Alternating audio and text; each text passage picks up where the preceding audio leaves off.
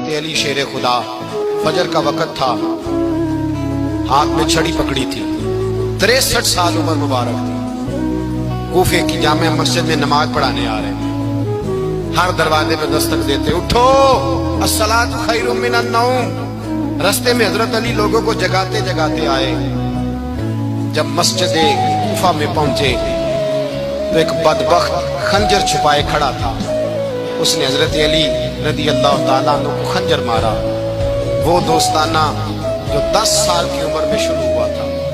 جب شیر خدا کو خنجر لگا تو پتہ لفظ کیا تھے؟ فزت برب الکعبہ، لوگوں رب کعبہ کی قسم میں کامیاب ہو گیا، میری زندگی دین کے کام آ، میں کامیاب ہو گیا۔ حضرت علی کی داڑھی ساری لہو سے بھر گئی۔ حضرت شیر خدا فرمایا کرتے تھے، ایک دفعہ میں بڑا بیمار ہوا، میرے سے اٹھ کے کھڑا نہیں ہوا جاتا تھا، حضور تیمارداری کرنے آئے تو میں نے کہا یا رسول اللہ پتہ نہیں بچوں گا کہ نہیں۔ حضور نے فرمایا علی نہیں، تو اس وقت دنیا سے جائے گا جب تیری داڑھی لہو سے رنگین ہو جائے گی۔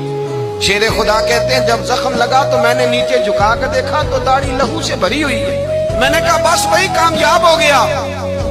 جامع مسجد کوفہ میں مولا علی نے سر سجدے میں رکھا، اور اسلام کی تاریخ کا وہ شخص جس شخص نے اپنی بچپن سے لے کر جوانی، جوانی سے لے کر بڑھاپا، اور جاتے جاتے امام حسن اور حسین کو قریب بلایا اور وصیت کر گئے، بیٹا جینا اسی کا ہے جو دین کے لیے جیے، بیٹا مرنا اسی کا ہے جو دین کے لیے مرے، جس دھج سے کوئی مقتل میں گیا وہ شان سلامت رہتی ہے، یہ جان تو آنی جانی ہے، اس جان کی کوئی بات نہیں۔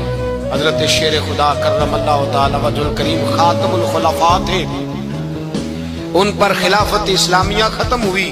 حضرت علی رضی اللہ تعالیٰ عنہ جس دن وصال ہوا، آپ کے بیٹے کہتے ہیں اس رات مولا علی نے خزانے کا مال سارا ایک رات والے تقسیم کیا، اور پھر جس جگہ مال خزانہ ہوتا تھا وہاں 2 نفل پڑھ کے کہا اے اللہ میں نے تیرے بندوں کی امانت تیرے بندوں تک پہنچا دی ہے۔ زندگی دین کے نام کر کے وہ شیر رخصت ہوئے۔ 21 رمضان المبارک کی شام ڈھلی تو حضرت علی المرتضیٰ شیر خدا رخصت ہوئے۔